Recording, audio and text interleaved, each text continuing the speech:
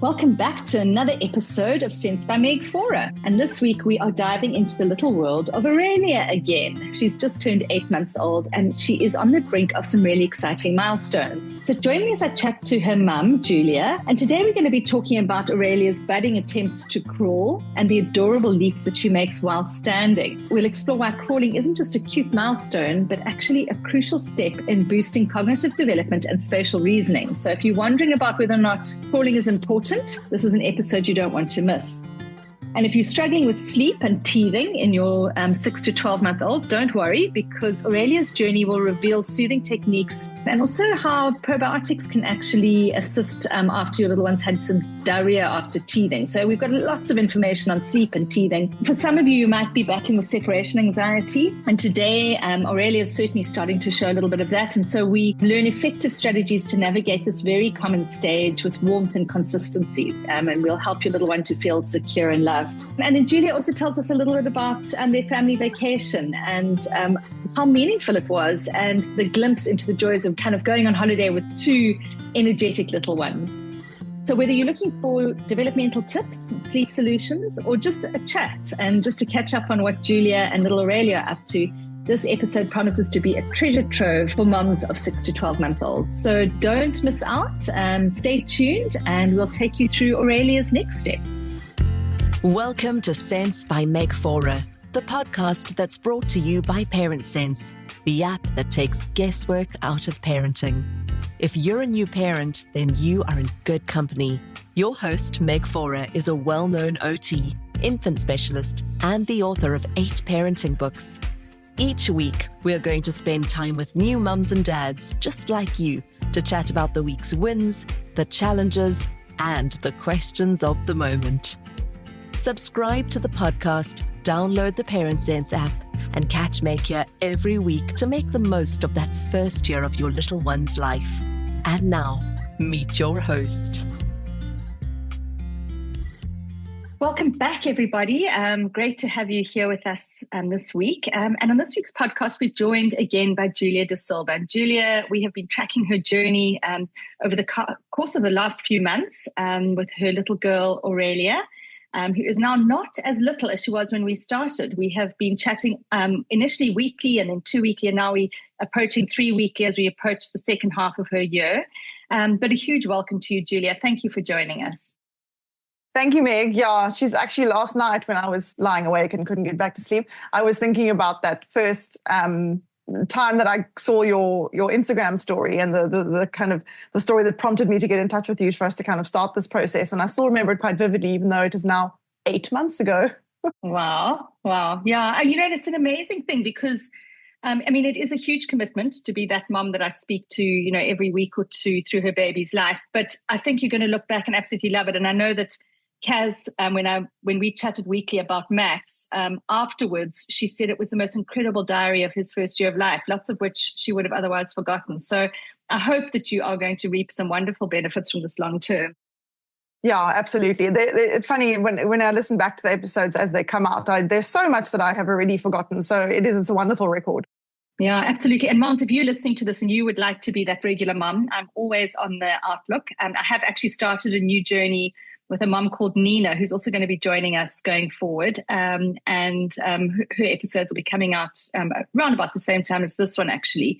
But I'm always looking for moms who are willing to share their story, their challenges, be candid and be super real, because that's what this is all about. And Julia, you have most certainly been very candid and real and also very wise. I've learned so much from you along the way as well. So what are we going to learn about in the life of an 8-month-old? What is going on? Well, you can't put an 8-month-old down on a surface that isn't the floor because she's rolling so fast and moving so fast at the moment that those days are behind us. She is definitely thinking about crawling. She's not quite there yet, but she's showing all of the signs. So if I ever sit her down and she's in a sitting position, she'll almost immediately push herself forward as if she's going to crawl, and then her legs slip out from under her. She hasn't quite mastered getting onto all fours and kind of staying there yet, but she's definitely wanting to do that movement. She's also loving being standing up on her legs. She can't stand by herself, but she loves to sort of stand on your lap and jump up and down. And she's getting kind of much stronger in that respect. So I do think it's fairly imminent, the crawling, and I think that'll be a whole new world of pain, as they say. Yeah. And crawling is such an interesting milestone because it is actually our most variable milestone in that in many respects. Number one, some little ones don't crawl. So, whereas all little ones, unless they're not developing, typically will walk and will talk. But some little ones literally skip this stage, this crawling stage. And then there's the ages that you can do it, which can be as early as, in some little ones, 7 months, and as late as only starting at 11 months in others. So it's very variable in terms of time. And then it's also variable in terms of style. And, I'm an obsessive OT where my children, and particularly my firstborn, because I sweated him properly, he had to crawl because I know how important crawling is as a milestone. And what James did was, because he was such a social butterfly, so eager to get on the go, he actually started crawling at 7 months. But because he started so early, he actually didn't have all of the muscular foundations in his core.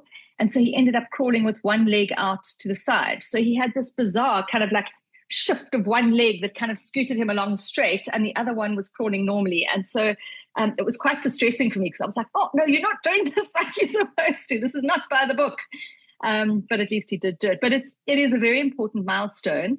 I guess one of the things I'd love to ask you, you said she's kind of leaning forward, looking like she wants to go. Has she tried to get into the crawling position by going sideways yet? So rotating her arms kind of as a pivot over her hips sideways. Yes, she definitely does that as well. In general, she likes to look around her. That sounds like an odd thing to say, but it's funny because I noticed it this morning when I was giving her breakfast. She can't concentrate for any length of time. She's totally easy to distract. So she will twist herself around and look around a lot. And certainly from the sitting position when she's playing, she does, especially if I put something behind her like a tower of blocks or something, she will twist her body and move in that way too. Yeah, so that's actually one of the best ways. There's a couple of little exercises you can do. Not that we need to rush her because 8 months is perfect. But one of the things is to put toys to the side of her, because often what they do is if you're turning to the side and it's a little bit out of reach, you have to put your hand that is on the side of the toy down. Otherwise, you're going to fall over. And then they reach their other hand over to reach for the toy. And before they know it, they end up on kind of two arms on the side. And that's often how they get up. And you can actually, just by kind of putting it in this typical OT or physio activity we do, is you're kind of sitting with your little one, put the toys to the side, just out of reach. She leans over. As she puts the further away hand down, so she's now got two hands down, pivot her little pelvis into a crawling position, just kind of lift it up into a crawling position, and she'll actually be in that crawling position. So it's quite a nice exercise. And then obviously also all the tummy time activities, because, while they're on their tummy, they're either rolling or pushing up, and then they start to get into that crawling position, which is great. Yeah, I must try that sideways one. She's good about going forward, but it's a good idea to kind of encourage her to go either side as well. Yeah, no, it is a really good idea. Yeah. And, I think, crawling is just such an important milestone because, it's not just a milestone that gets them going and gets them moving, but in that position, they can explore under and through. And as soon as they're doing that, they're actually exploring the spatial qualities of their body. And as soon as they do that, they develop spatial reasoning, which later on is the foundation for all of your STEM skills, your science, technology, engineering, mathematics, and in fact, art. If you put that into STEM, you can make it STEAM. All of those STEAM skills are based on spatial reasoning, and crawling is the very best way to learn that. So for any of us who are thinking about our little ones, long term in terms of their cognitive learning, actually crawling is a foundation. So that's why I really do sweat crawling. I think it's one of our most important milestones. Sure, that's so interesting. I didn't realize that. It's amazing how these relatively kind of small moments in the journey turn out to have quite major impact.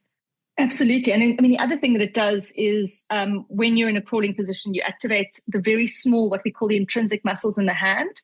And those intrinsic muscles in the hands are the ones that are going to be important for playing the violin, painting, drawing, handwriting. So it's important on that side as well.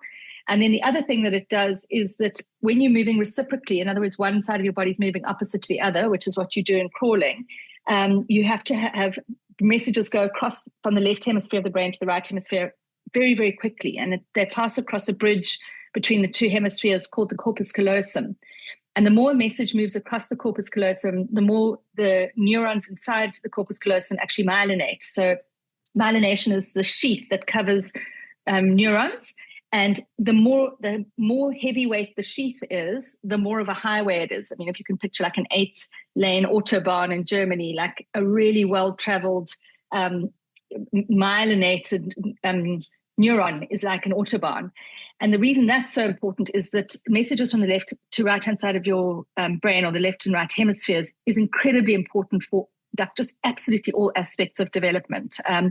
Receptive language, expressive language, planning, it really is important. So this milestone, and it's been really interesting because it's a milestone that I sweat for all the reasons that I have just mentioned, because it's such a foundation milestone, was very interestingly became the topic of great debate in America a few years ago, where the American Academy of Pediatrics actually dropped it off the milestone list for children under the age of 1. I know.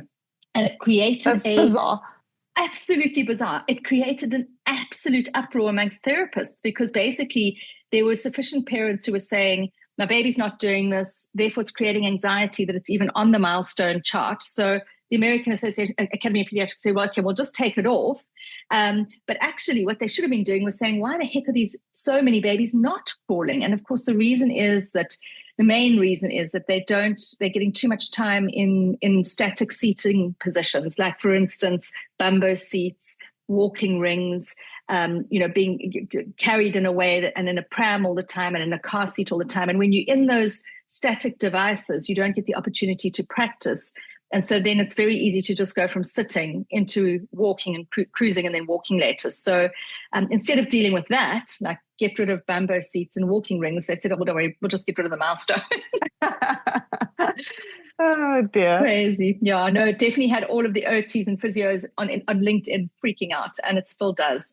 It's just not right because it's such an important milestone. And, if moms are listening and their baby didn't crawl, it's never too late. So I always say, if you get to 14 months, your baby's never crawled and they're a walker now, set up tunnels and obstacle courses and crawl over your baby. And crawling over your baby is a great activity where they're underneath you like a little bear. You're over them like a big bear, talking down to them, and they try and crawl out from underneath you. It's such a fun game. And of course, while they're trying to crawl out from underneath you, they're actually practicing this very important skill. And it doesn't matter what age. Cute. That's a sweet one.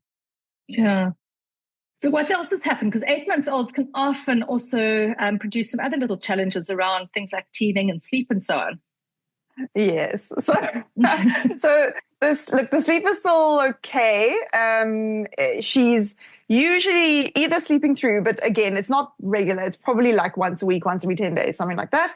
And then most of the time she's waking up between 3:30 and 4:30. Perfect. And then she's either having a bottle or she's having some water. More often than not, the water is doing the trick at the moment, to be honest. So I don't know if I should be defaulting to the bottles or if I should be trying the water first still. But the water does 9 times out of 10 tend to get her back to sleep. And it's been hot, so I think maybe she has been a little bit thirsty as well. So that seems to be doing well. And then she wakes up at 6:30. So night times are manageable. That's perfect.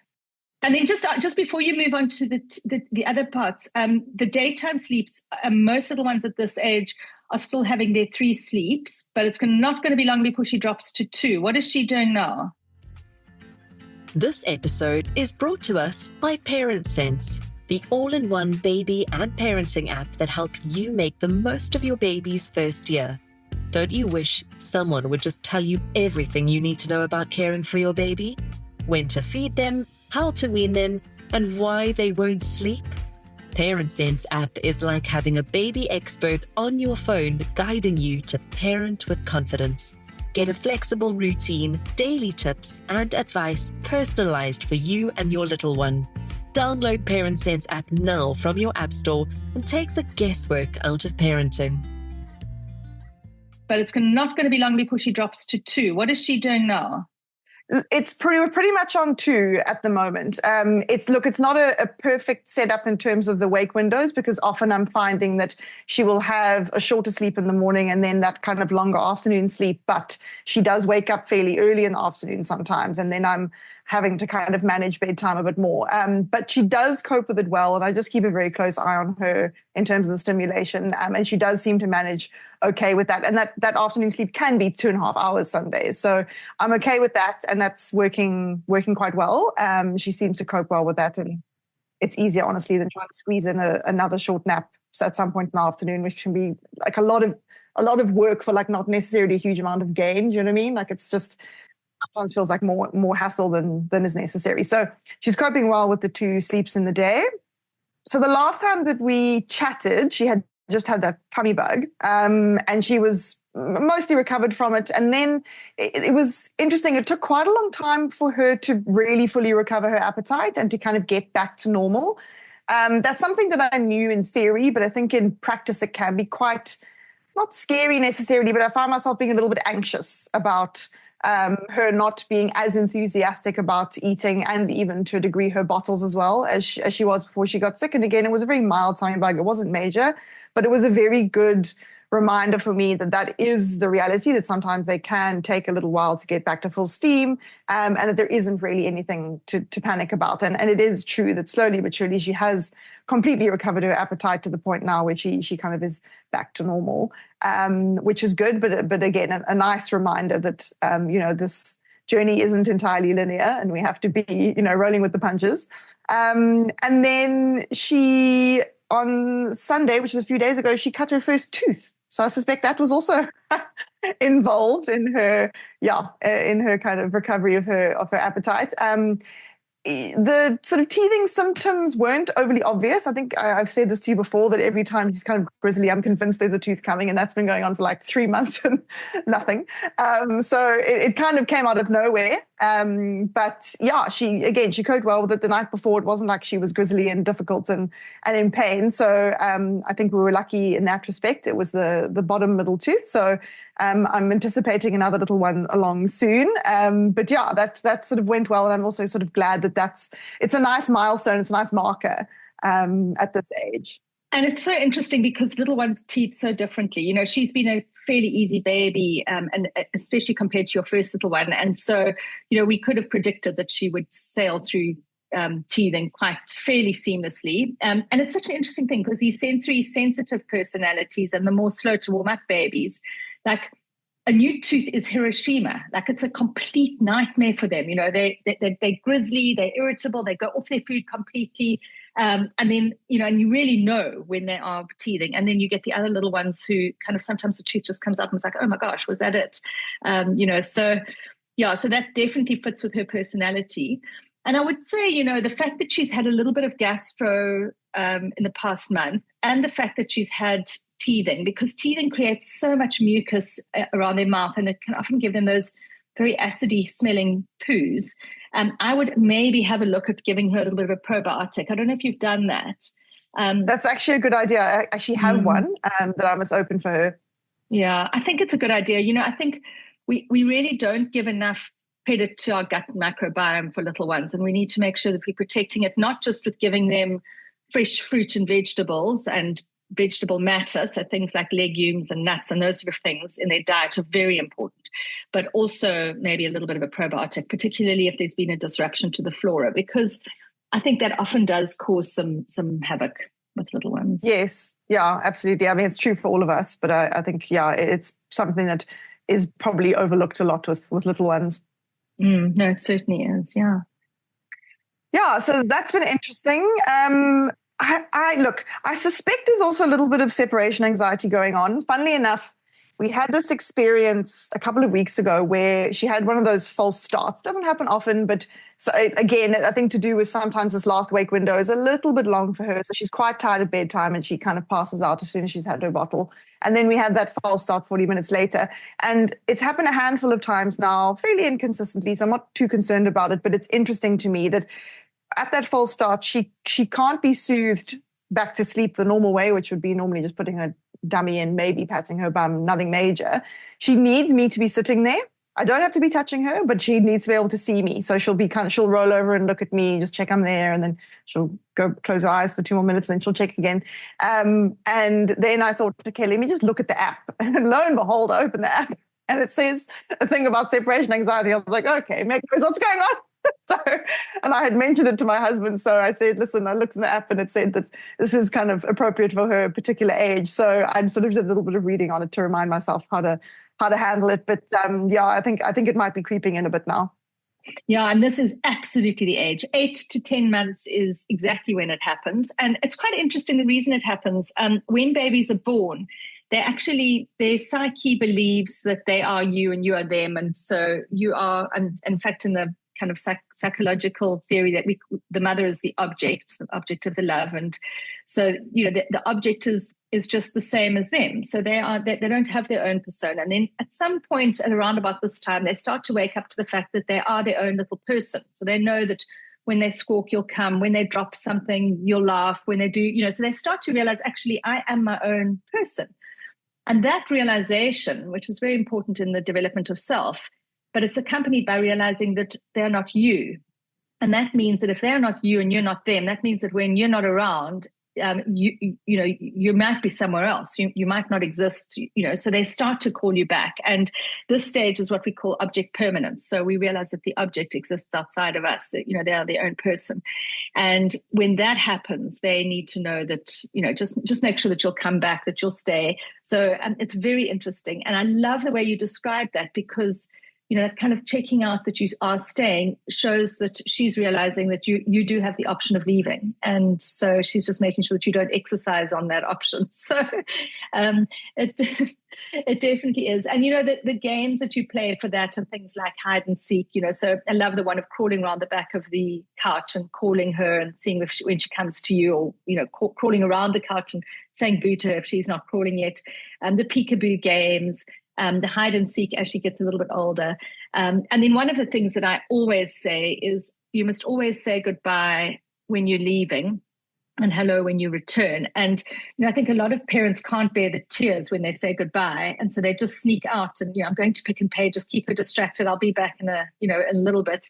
And actually that doesn't serve this object permanence very well, because then it's unpredictable as to when you're coming and going. So it's always good to say goodbye when you're leaving and hello when you come back, and to start it with small increments. So if you're quickly popping down the passage to the loo, just say, bye-bye, I'm coming, and then, go and then come back and say, I'm back. Even if there've been tears, don't ever fear tears. If she feels a little bit sad, that's okay. And as long as when you come back, there's lots of love and cuddles, that's also good. So, that's important, because I think it can be exacerbated, especially at the separation anxiety stage, where we start to sneak out to avoid the tears as we leave. Yeah. Luckily, in the daytime, we haven't had that particular situation happening, although I do remember it with Sante. But it, like I say, when I read up on it, it was a good refresher on exactly that, kind of how to handle if and when it does happen. But yeah, I suppose we'll see.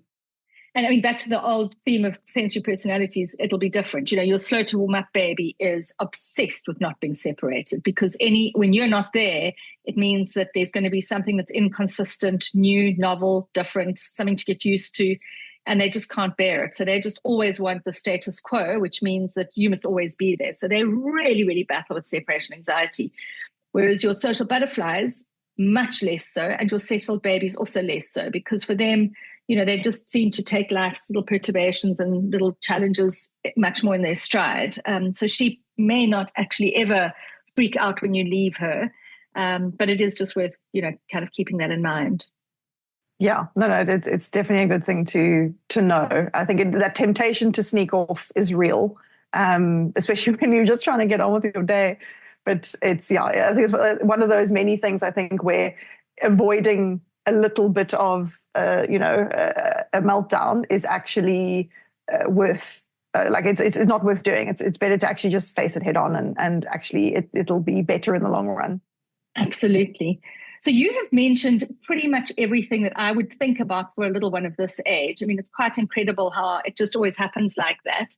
And so, the key things I think for this 8 to 9 month old stage that we'll be looking ahead to, she will consistently drop her third sleep of the day and never need it. And so that kind of sets the stage for what will go all the way through to a year of life, which is the 2 sleeps a day, one in the morning and then longer one in the afternoon. Bringing back the bedtime, if she's really had a short midday sleep, is exactly the strategy that you're going to want to look at. Crawling is, of course, very big. Another one that happens at this age developmentally is that she might start to clap and also recognize her name. So she might start to turn when you actually say her name and know that that's her name, or maybe start to do some clapping. Has she started to do clapping yet? No clapping. She has, funnily enough, in the last day or two started that, if not mimicking, more of a kind of a babble. She hasn't been a particularly chatty baby actually until now. Smiley, but not chatty. And in the last few days, she started to be like bab, bab, bab, bab, that kind of bubbling or babbling, chatty kind of thing. So yeah, that's quite sweet. So, and it reminded me that that's also the next thing coming, that mimicry. That first word, yeah. So that first word is usually dada, unfortunately, where they actually start to say da, da, da. And then, of course, we all start to react because it's an easier sound to say than ma, ma, ma. And we all start to react and point at dada. And then, of course, they start to piece that one together. And the mums all sit there going, hold on, I'm the most important person here. And you know your dad's name first. So that will definitely be coming as well. If her first word isn't Sante, I'll be absolutely amazed. She's completely obsessed with him. It is. They are so sweet. And that's actually another lovely thing. In the last 2 or 3 weeks, we've been on some holidays. And Tsitsi has been away. And so I've been, essentially kind of full-time momming, which, I don't do day to day because of my work. And I was a little bit scared about it. I won't lie. But actually, as much as it has been tough at times and the juggle is quite tricky, my house is a mess, but we just have to accept it. It's actually been wonderful to spend real quality time with both of them, but especially with Aurelia. I remember the last time we spoke, or maybe it was the previous one to that episode, I had just gotten back from that work trip and I was feeling really emotional about how little time I had spent with her last year because of what had happened with work. And I was just feeling awful about it. And I really got to spend really good chunks of time with her over the last couple of weeks. And it's been so wonderful. Look, it's great because she, yes, is a quote unquote an easy baby. So, she's pleasant to spend time with. I don't feel good about myself saying it, but it wasn't always like that with Sante. It was very difficult sometimes to spend long periods of time with him because it was such a struggle, just day in, day out. So it's really lovely to be able to do that with her, and to get to know her routine again and to have control over it. Because the truth is, I'm sitting at my desk all day long, Monday to Friday. I'm not necessarily involved in the minute detail of when she's eating and when she's sleeping, and that stuff that Tsitsi is in charge of. So it was really nice to kind of get to grips with that again. So I've really enjoyed that, even though, like I say, it has been tricky at times. And of course to spend time with Sante and then to observe them together, which is just the sweetest thing. I mean, he's never, people often ask me, like, what's the jealousy been like with Sante? And we've been so lucky. And I do think it's got to do with the age gap as well, which is 3 years, 3 months. And he's just obsessed with her. He asks where she is as soon as he wakes up in the morning. He plays with her. He makes her laugh. She just stares at him all day long. She thinks he is the most marvelous thing. And yeah, that is a very special thing to be able to witness.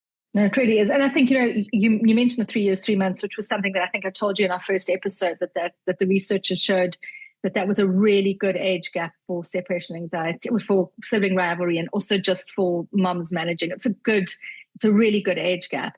And the other thing that actually is quite preventative for sibling rivalry is an involved dad or an involved partner, which I know that you have, because then, Sante's never feeling like there isn't a set of hands for him because everybody's mucking in, whereas if you are a single mom, it must be a lot more difficult. Or if you're a mom with a husband who's very absent. And, I grew up in a home where my dad was a professional sportsman at the time. Well, he played for South Africa at the time. And he was away on tour, for most of my first 2 years and maybe my sister's first year of life. And and the sibling rivalry between us, I think I felt, and obviously I'm projecting because I don't have a memory of this, but I think I must have felt a massive fracture in this one-on-one relationship when my sister entered the world, because there wasn't another set of hands and my mom didn't outsource to nannies, or, she didn't work. So I think potentially that's where some of our sibling rivalry came from, and we've had to navigate that, So I do think an involved dad is a very important thing. It really is. Yeah, not least of all for the pressure it relieves for the primary caregiver. I mean, I said it before, I think single parents, but like mostly single mothers are absolute heroes. I have no idea how they do it. No, I'm 100% on that page as well. And then just before we finish off, something else that I picked up that you were talking about, which I just think is such an important lesson. We don't always, not every family prioritizes holidays. Sometimes because they don't necessarily get them, and sometimes because maybe they don't have the means to get away. But actually time on holiday, I think, has been one of the most critical parts of my children's development. So my children are now 3 young adults. I've got 1 teenager left and 2 young adults. And I can remember when my son matriculated, he's the eldest, I can remember saying to one of my best friends, I was quite teary, we were in Mozambique together, and I said, this is it, this is our last family holiday. Well, I can tell you 100%, he's now 26 years old.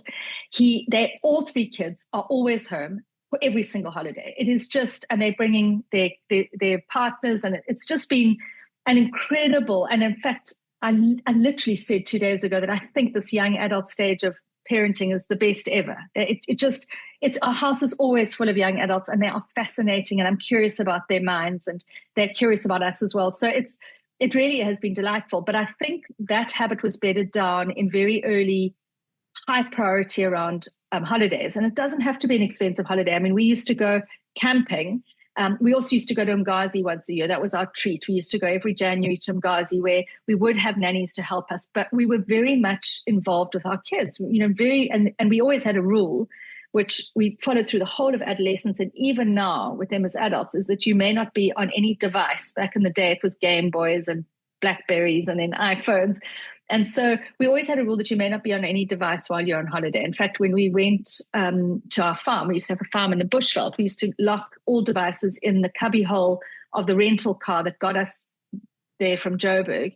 And we would only have 1 cell phone for emergencies down at the main lodge. And the reason was quite simply that you have to have that focused time. And what you were talking about there around that reconnection into their rhythms and their routines and their signs and their signals and all of that, you don't understand yet, Julia, how important that is for the long term. It is like it will be what holds you together with your kids forever. It really is. So I mean, holidays are very, very important, and preferably where you are carrying the load and feeling the pain, because, that's how all the connections are made. So I love that you've been doing that, and that you are going to be doing another holiday, I think, coming up soon as well. Yes, so Aurelia will be going on her first flight. It's just a little one, but we're going on holiday next week for 5 days. And yeah, just nice to have a change of scenery, and also to go to a place that's meaningful to us, and also it's a place with, it's, obviously middle of summer here, and it's a part of the world that's got no waves. And so it's wonderful for Sante to splash, and we don't have to be kind of paranoid the whole time. He can be right in front of us and having a wonderful time, and she can be on the beach. We can all be doing something together in a really relaxed setting. So I'm super excited for that. Yeah, wonderful. Well, you're doing all the right things. It's just wonderful to watch your journey and to hear how she's just blossoming. It's very exciting. So we will chat again. And yeah, thank you once again for sharing with us, Julia. Well, thanks, Meg. Chat you soon. Chat soon. Thanks to everyone who joined us. We will see you the same time next week. Until then, download Parent Sense app and take the guesswork out of parenting.